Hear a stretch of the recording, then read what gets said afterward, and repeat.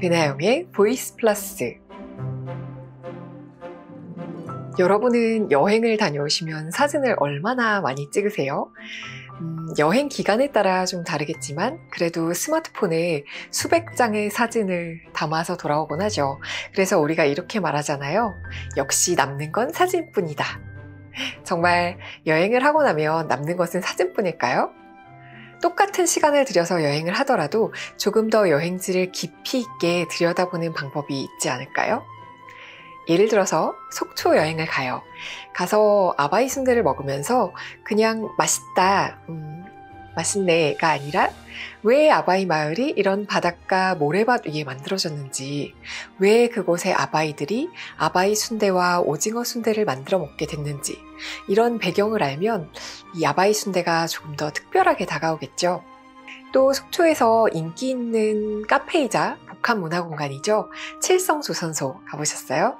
거기서 커피를 한 잔 마시면서 인생샷을 찍고 돌아오는 게 아니라 왜 배목수들이 바다를 향한 이곳 청초호에 모여서 고향에 돌아갈 배를 만들었는지 들여다보면 그 공간을 더 깊이 이해하게 되고 그 공간이나 그 공간의 문화를 이어가는 사람들이 더 사랑스러워집니다.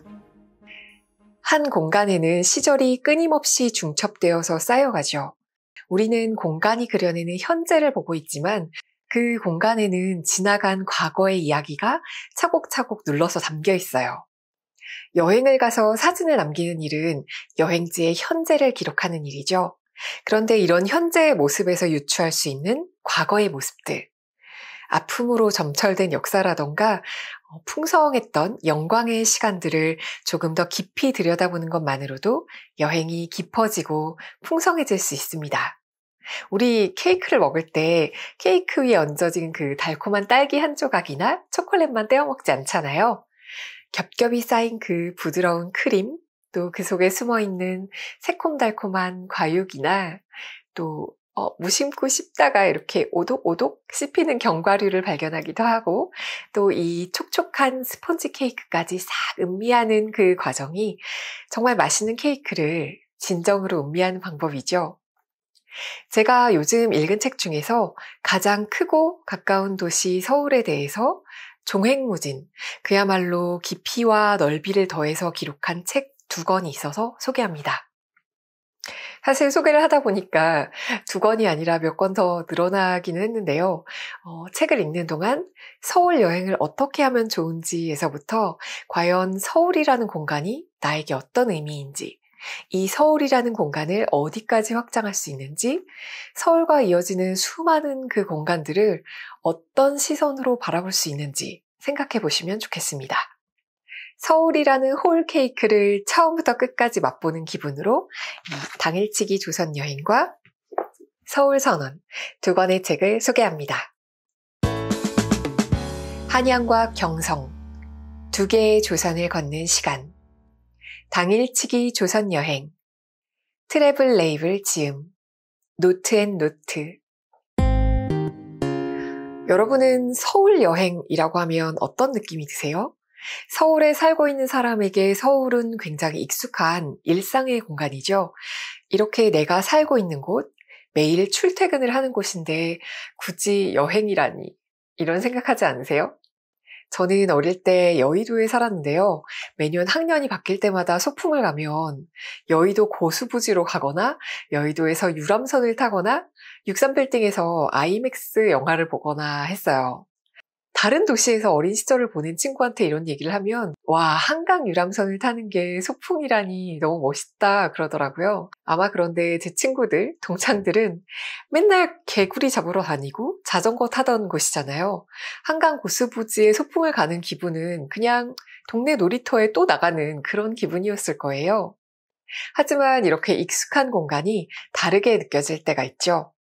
만약에 지방에 사는 친구가 서울에 와서 핫플레이스를 소개해달라고 할 때, 그럴 때는 고수부지에 앉아서 남산타워가 보이는 그 야경을 바라보면서 맥주 한 잔을 마시는 그 기분이 굉장히 남달라지죠. 외국인 친구가 서울에 온다는데 뭐부터 봐야 하냐고 물을 때, 그래도 서울에 왔으니까 광화문에서 경복궁까지는 걸어봐야지 자연스럽게 이렇게 생각이 이어집니다. 우리는 이럴 때 다른 사람의 시선으로 서울이라는 도시를 바라보는 낯설고 생경한 경험을 하게 돼요.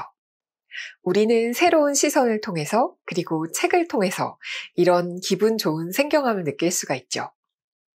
우리가 살고 있는 서울 한복판에서 100년 전에 서울 사람이 된 기분으로 마치 과거의 사람이 돼서 서울을 여행하는 기분.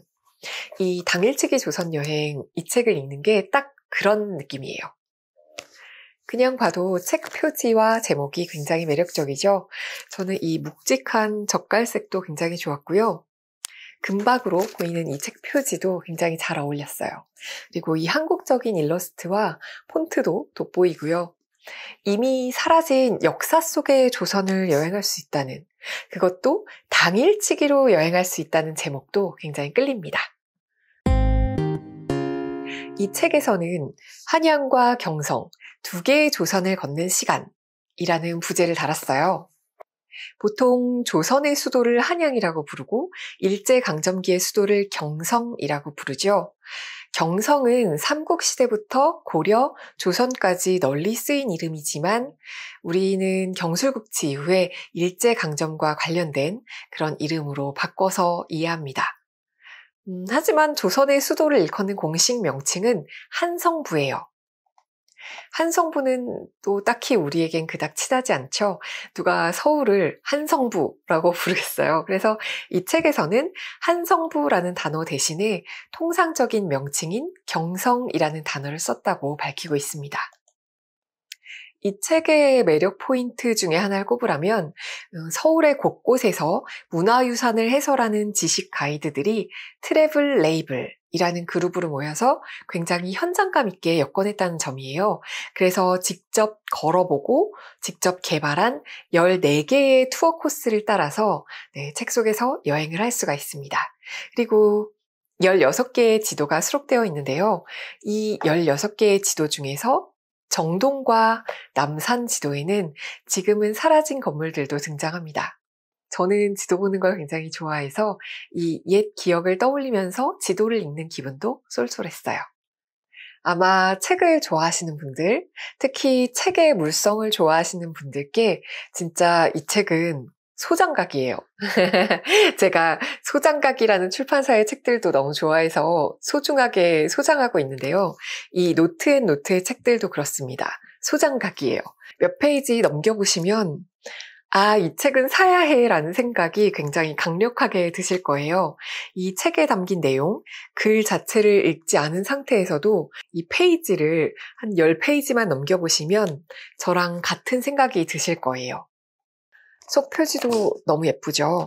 그리고 여는 글에 이어서 이 트래블 레이블 이분들이 각각 이렇게 책에 대해서 자신이 맡은 부분에 대해서 어떻게 쓰셨는지 소개를 했고요. 조선에서 온 초대장을 받아든 기분으로 이 일러두기까지 읽으실 수가 있어요. 책의 코스를 개관하고 지도 활용에 대해서 설명해요.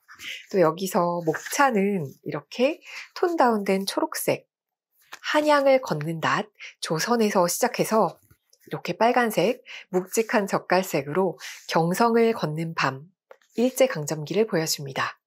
이렇게 목차에서 보듯이 책이 크게 1부와 2부로 나뉘는데요. 1부에서는 조선시대의 한양으로, 2부는 식민지 조선의 경성으로 여행을 떠납니다. 그러면서 우리가 알고 있는 경복궁, 덕수궁, 정동, 성북동, 북촌에서 남산까지 익히 알고 있는 거리를 새삼 다시 보게 만들어요.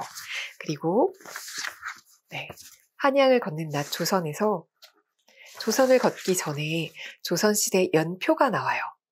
또 뒷부분에도 마찬가지로 경성을 걷기 전에 일제강점기의 연표도 나옵니다. 그리고 굉장히 빛바랜 듯한 느낌으로 한양 여행 지도가 펼쳐지죠. 저는 이 첫 여정이 국립고궁박물관에서 시작해서 너무 놀랍고 신선했어요. 그리고 왜 국립고궁박물관에서 시작하는지 이렇게 설명해 두었습니다. 너무 친절하죠? 한양 여행에서 가장 먼저 만나볼 장소는 국립고궁박물관입니다. 국립고궁박물관에는 조선시대부터 대한제국까지 이어지는 왕실의 다양한 유물이 전시되어 있는데 왕실 사람들이 사용하던 물건은 조선이라는 나라를 이해하는 데 훌륭한 단서가 됩니다. 조선을 대표하는 유물들을 다음의 키워드로 정리해 보았습니다. 어좌, 구장복, 면류관, 어진, 조선왕조실록, 천상열차 분야지도, 치국이, 자격루, 총 8가지 키워드를 따라가며 1392년에 열린 새로운 나라, 조선을 만나볼까요? 저는 이 책이 한양과 조선에서 왕실의 키워드로 시작하는 이 부분이 굉장히 놀랍고 흥미로웠어요. 사실 어진이나 어좌는 맨날 궁궐을 가도 볼 수 있고 전주에 가도 볼 수 있는데요. 근데 이 책에서는 일상적으로 우리가 알고 있다고 생각하던 키워드에 생명력을 불어넣어요. 예를 들어서 어좌를 설명할 때 어좌 뒤에 놓인 1월 오봉도 설명에 이어서 이런 식으로 설명을 합니다. 그림처럼 물줄기가 끊임없이 이어지려면 왕은 어떤 행동을 해야 할까요? 힌트는 어좌 양 옆에 놓인 꽃에 담겨 있습니다. 가만 보면 꽃이 조화처럼 보입니다. 그 시절 실제 임금의 자리에도 조화가 꽂혀 있었다고 합니다. 생화는 언젠가 시들기 마련이니 시들지 않고 언제나 유효한 군주의 힘을 상징하기 위해 종이로 만든 꽃을 꽂아두었습니다. 그런데 꽃만 있는 게 아니라 주변으로 새와 곤충의 모형도 보입니다. 시들지 않는 왕을 상징하는 조화 주변의 생명들은 함께 일하는 신하들을 뜻합니다. 이를 통해 왕이 독단적으로 정치를 하는 것이 아니라 신하들과 힘을 합쳐 나라를 다스려야 한다는 메시지를 던지고 있지요. 그렇다면 이들이 함께 마땅히 해내야 하는 건 무엇일까요? 답은 꽃이 담긴 청화백자 속에 들어있습니다. 청화를 가득 채운 내용물이 보이시나요? 바로 쌀입니다. 농경사회였던 조선에서 쌀은 오늘날의 돈과 같습니다. 왕과 신하가 힘을 합해 백성들을 잘 먹고 잘 살게 해주는 일이 조선의 성군에게 주어진 의무였던 것입니다. 이 책의 어좌에 대한 대목을 읽고 저는 이제부터 궁궐에서 볼 수 있는 어좌가 붉은 주철로 되어 있고 또 종이꽃이 담긴 청화백자 속에 쌀을 두었다는 사실을 또 그 의미를 새삼 깨닫게 됐습니다. 그리고 또 왕이 쓰던 면류관에 대한 설명도 기가 막힙니다. 먼저 임금의 왕관인 면류관을 살펴보겠습니다. 면과 구슬로 이루어져 있다고 하여 면류관으로 불리지요. 왕관을 이루는 재료만 보더라도 우리가 흔히 아는 금은보화가 박힌 왕관과 사뭇 다릅니다. 조선은 그 무엇보다 검소함을 강조했습니다. 면류관을 보면 모자의 윗부분이 살짝 기울어져 있습니다. 이런 모자는 고개를 빳빳하게 세우고는 쓸 수가 없습니다. 반드시 고개를 살짝 숙여야만 균형을 맞출 수 있죠. 처음 왕이 된 자에게 강조하는 덕목은 겸손이라는 것을 알 수 있습니다. 다음으로 눈길을 끄는 건 면류관 옆 양쪽으로 2개씩 붙은 구슬입니다. 이 구슬은 딱 붙어 있지 않아서 걸어 다닐 때마다 귓가에 딱딱 소리를 낸다고 합니다. 가머니설을 조심하라는 경고와도 같습니다. 면류관에서 가장 눈에 띄는 부분은 시야를 가로막고 흔들리는 9줄의 구슬입니다. 이 구슬의 용도는 왕의 눈이 너무 밝아 신하들의 결점을 찾아내는 것을 경계하기 위함이었다고 합니다. 왕이 면류관을 쓴다는 사실에 더해서 이 면류관을 어떻게 썼는지 왕의 자세에 대한 이야기까지 이 면류관에 담겨있는 의미까지 짚어주고 있습니다.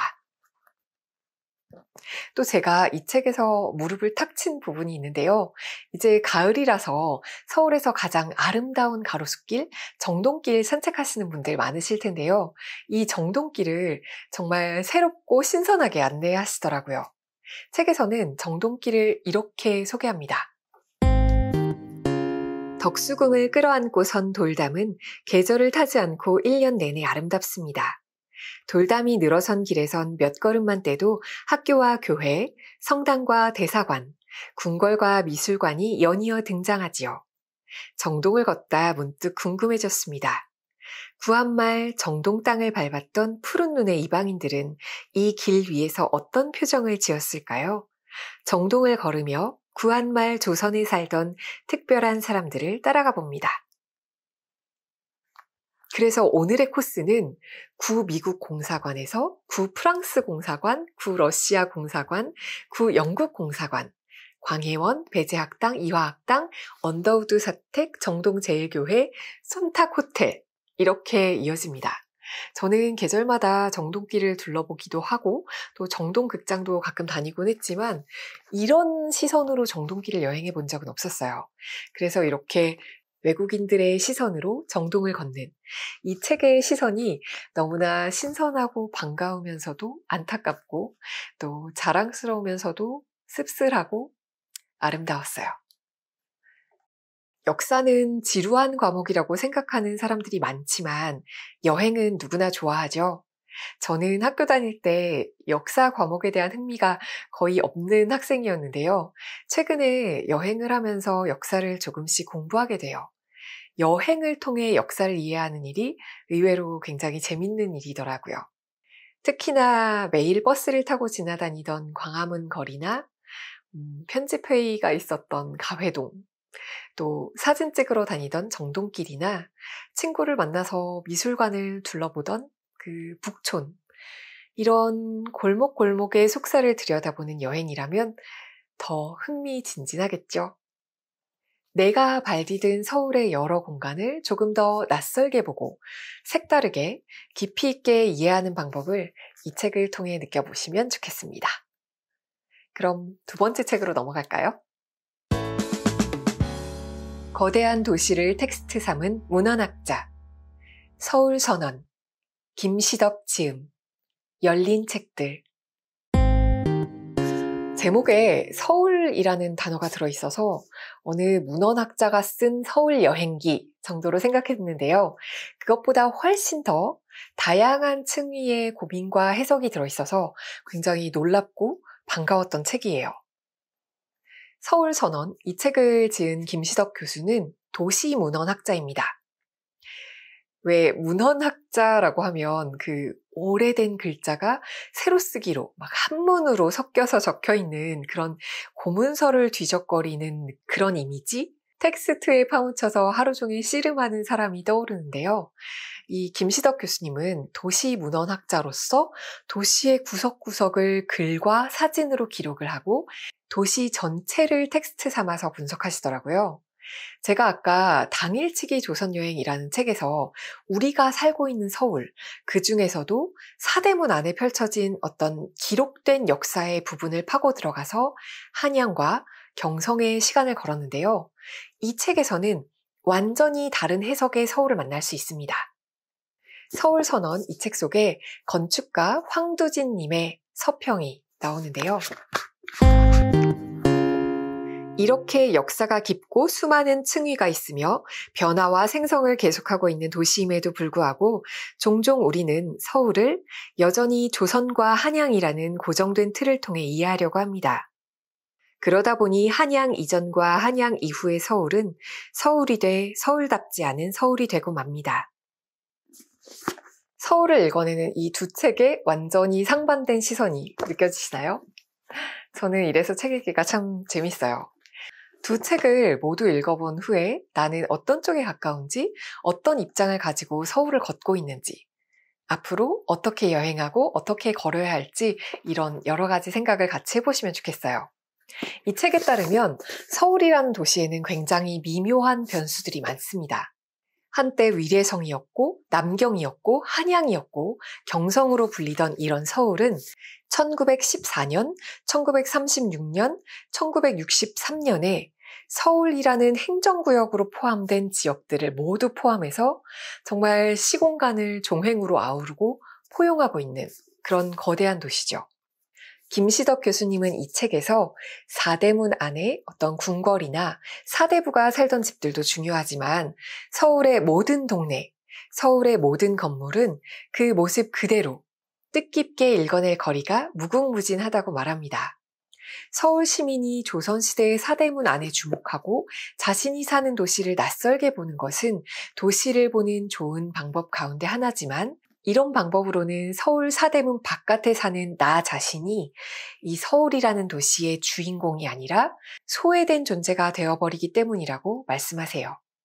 서울의 소속감을 느끼는 나를 소외하지 않으면서 서울을 돌아보기. 이 부분이 기존의 서울을 여행하는 수많은 책과는 다른 지점입니다. 책에서는 미국의 학자인 베네딕트 앤더슨을 소개하셨는데요. 그 베네딕트 앤더슨이라는 학자가 상상의 공동체라는 책에서 하나의 바운더리에 묶인 여러 지역은 처음부터 필연적인 관계를 맺는 게 아니라 우연하게 하나로 묶인 다음부터 서로 친근감을 느끼게 된다고 주장합니다. 마찬가지로 서울이라는 바운더리에 묶인 이 서울 사람들은 거대한 서울의 일부로서 지금도 서로 다른 정체성을 가지고 있지만 서울이라는 하나의 정체성을 같이 만들어가고 있기도 하죠.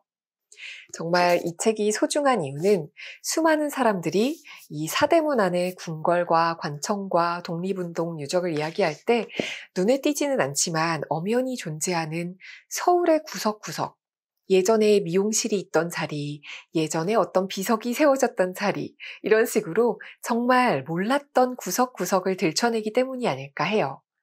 저는 저한테 굉장히 익숙한 동네, 그 거리의 사진을 찾아보는 것만으로도 굉장히 독특한 서울 여행을 하는 기분이었어요. 그래서 도시와 공간에 대한, 일상에 대한 새로운 영감을 얻고 싶은 분께 권하고 싶은 책입니다.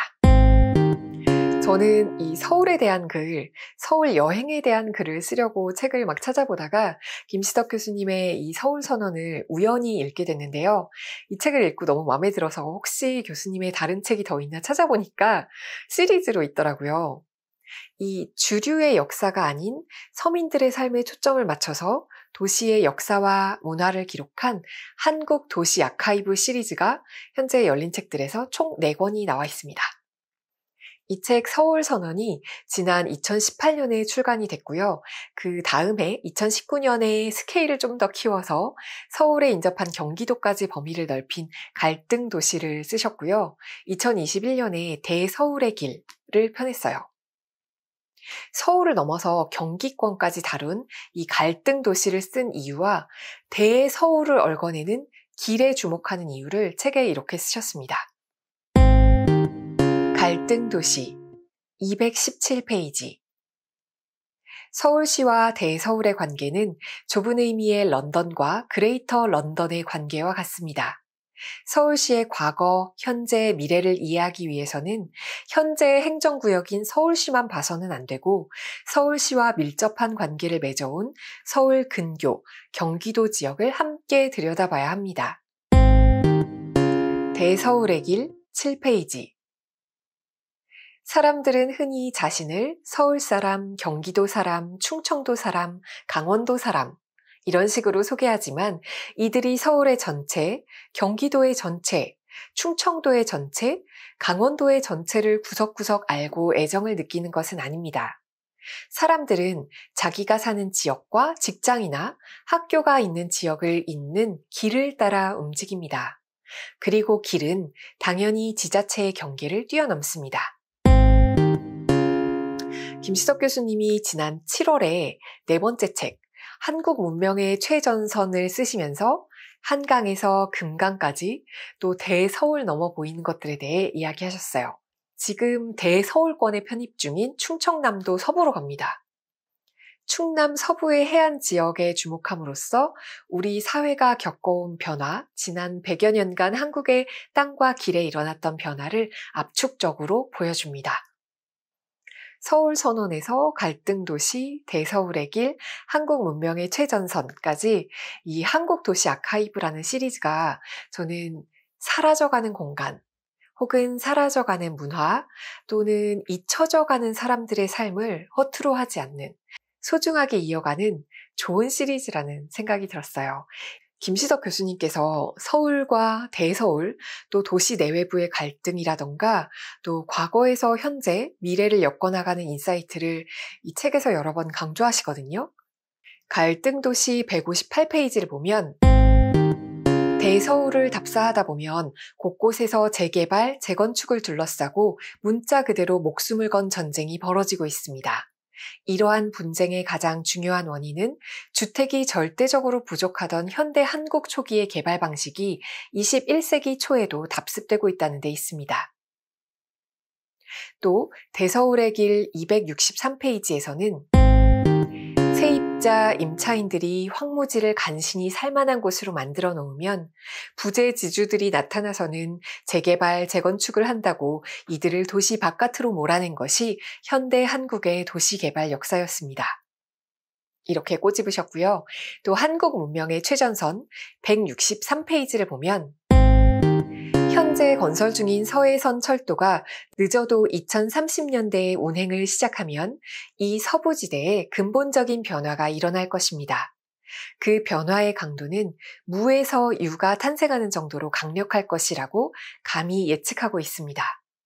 서해선을 통해 이들 지역 간의 교류가 활발해지는 것은 물론 이 지역으로의 인구 및 자본의 유입이 커지고 산업화 속도도 빨라질 것으로 예상하고 있습니다. 간척지로부터 농경지를 거쳐 산업단지로 지난 100년간 한국의 미래가 이곳에서 만들어져 왔고 앞으로도 이곳에서 미래 한국이 만들어질 것입니다. 이곳은 한국 문명의 최전선입니다. 최근에 서울이나 경기도라는 공간, 땅과 도로에 대한 개념을 어떤 부동산이나 경제적 가치로 환산하는 책들, 혹은 그런 컨텐츠들이 많고 인기를 얻고 있죠. 저는 근데 이런 공간에 대한 경제적 가치를 중요시하는 그런 분들께도 이 김시덕 교수님의 굉장히 비판적인 시각이 꽤 쓸모가 있지 않을까. 이 책들이 굉장히 중요한 통찰을 주지 않을까 싶습니다. 그런 분들께도 조심스럽게 이 시리즈를 권해봅니다. 우리가 역사를 공부하는 이유는 과거를 반추해서 현재를 짚어보고 미래를 잘 살아내기 위함이죠. 행정적으로든 심정적으로든 서울에 적을 두고 계신 수많은 분들께 이 서울의 소소한 역사까지도 정말 소중하게 아우르는 서울선언 읽어보시길 권할게요. 서울을 살고 있는 그리고 서울을 여행하는 보플리 여러분들은 두 권의 책 중에 어떤 책으로 서울을 여행하고 싶으신가요? 서울 나들이 갈 때 들고 나가고 싶은 책, 또 쉬는 날 집 앞 카페에 앉아서 읽고 싶은 책, 두 권 다 너무 매력있죠? 오늘도 여행하는 하루 되시길 바라요. 우리는 다음 주에 만나요. 안녕!